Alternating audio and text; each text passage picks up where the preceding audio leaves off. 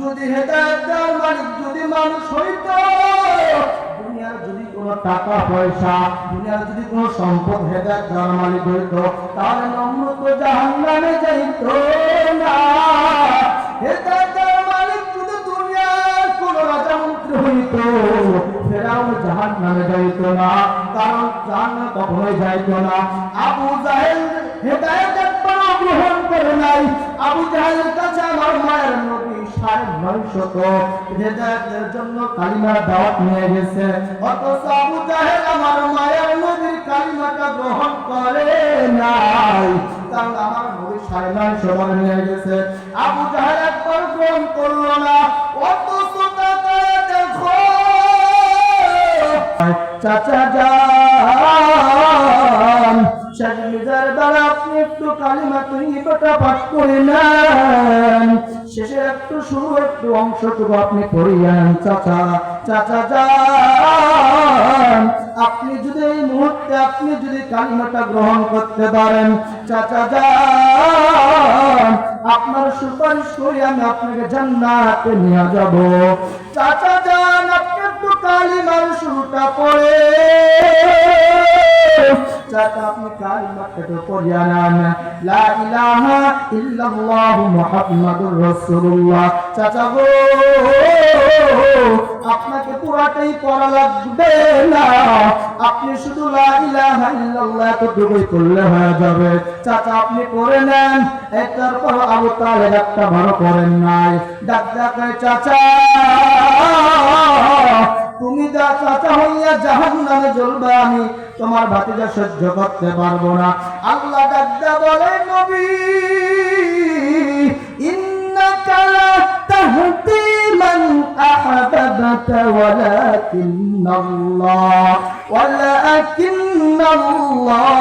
ইয়াহদি মান ইয়াশা।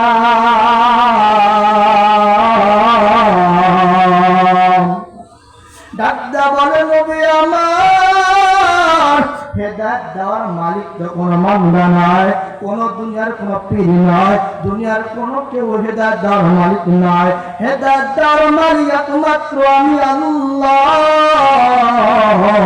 আমি একমাত্র হেদায়েত দেই নবী, কোন নবীর হেদায়েত দেওয়ার কোনো উপায় নাই। যদি দুনিয়ার মানুষ হেদায়েত দিতে পারত, তাহলে আবু জাহেল জাহান্নামে যাইত না। যদি হেদায়েত দেওয়ার মালিক যদি মানুষ হইতো, দুনিয়ার যদি কোনো টাকা পয়সা, দুনিয়ার যদি কোনো সম্পদ হেদায়েত দেওয়ার মালিক হইতো, তাহলে নমরুদ জাহান্নামে যাইতো না। হেদায়েত দেওয়ার মালিক যদি দুনিয়ার কোনো রাজা মন্ত্রী হইতো, ফেরাউন জাহান্নামে যাইতো না, কারণ জাহান্নামে কখনোই যাইতো না। আবু জাহেল হেদায়েত একবারও গ্রহণ করে নাই। আবু জাহেলের কাছে আমার মায়ের নবী 950 হেদায়েতের জন্য কালিমার দাওয়াত নিয়ে গেছে, অথচ আবু জাহেল আমার মায়ের নবীর কালিমাটা গ্রহণ করে নাই, কারণ আমার নবী 950 বার নিয়ে গেছে, আবু জাহেল একবার গ্রহণ করলো না। অথচ তাকে দেখো ওমর আমার মায়ের নবীর গর্দানটা কাটার জন্য গেলেন, ওমর নবীর গর্দান কাটার জন্য যায়, যাইয়া বলে, নবী আমার, তাড়াতাড়ি আমারে কালিমার মালাটা গলায় পরে গিয়া দেন। নবী আমার, তাকায় দেখেন আমার হাতে তো ছুরি, ওই বেঈমানটা তো এক জায়গায় মশারা করতেছে, বেঈমানটা তো মিটিং করতেছে আর বলতেছে যে মুহাম্মাদের কাল্লাটা কার। ওমর আমার মায়ের নবীর গর্দানটা কাটার জন্য গেলেন, ওমর নবীর গর্দান কাটার জন্য যায়, যাইয়া বলে, নবী আমার, তাড়াতাড়ি আমারে কালিমার মালাটা গলায় পরে গিয়া দেন। নবী আমার, তাকায় দেখেন আমার হাতে তো ছুরি, ওই বেঈমানটা তো এক জায়গায় মশারা করতেছে, বেঈমানটা তো মিটিং করতেছে আর বলতেছে যে মুহাম্মাদের কাল্লাটা কাটতে পারবে। নবী আমার, তাড়াতাড়ি আমার কালিমাটা পড়াইয়া নেন।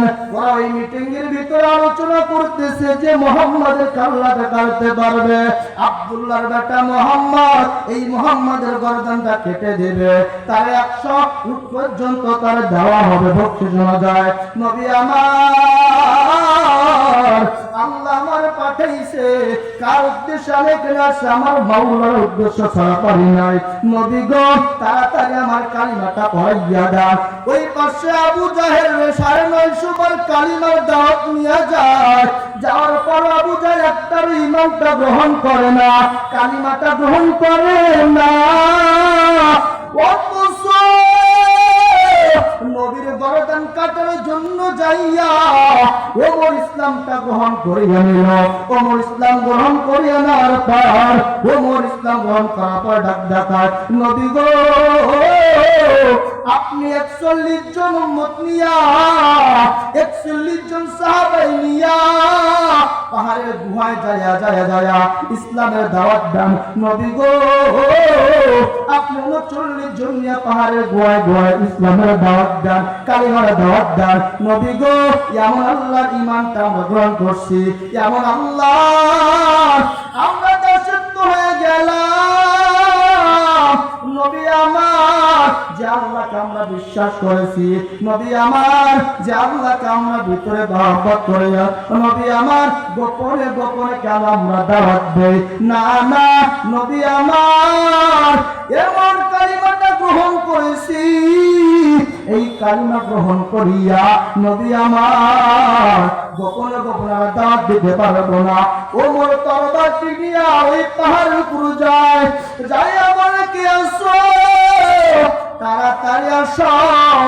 তুমি যদি স্ত্রী হারাইতে চাও, তুমি যদি কেউ তোকে আসো আমার সামনে আসো।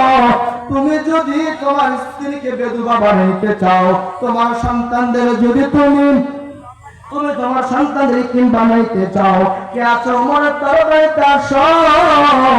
আবু বকর এই তরবারি ঘুরাইতেছে আর বলতেছে এই কথা, এর নবী উম্মতের তাকাত হিদায়াতের মালিক আমার আল্লাহ।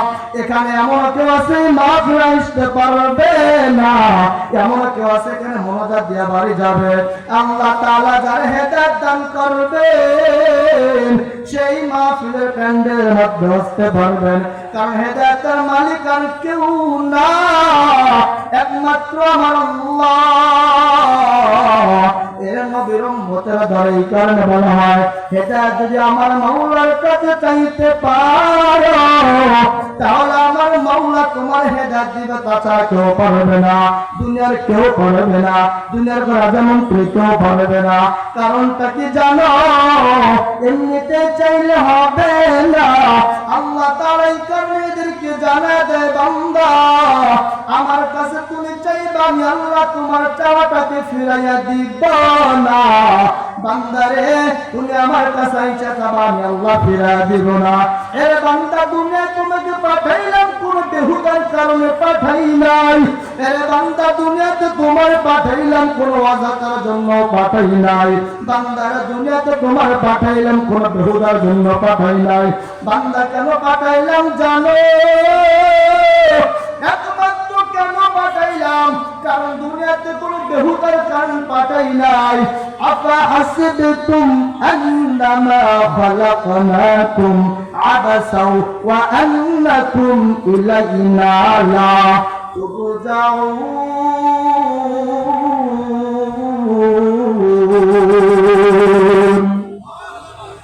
আল্লাহ তাআলা বলে, আমার বান্দা তোমার বেহুদাও বানাই নাই। কেন বানাইলাম জানো?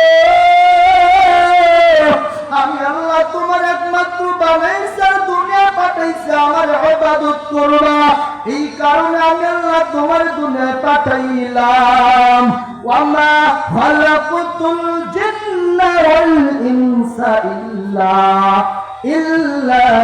লিয়াবুদুন।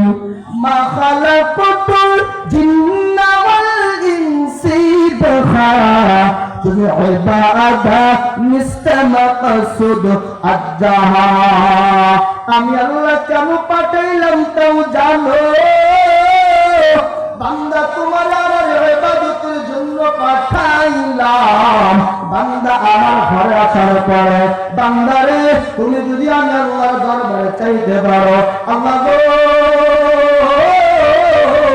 জীবনে তো কোন গুণ করি নাই, আল্লাহ দুনিয়ায় তোর কোন বাদি কাজ করি নাই।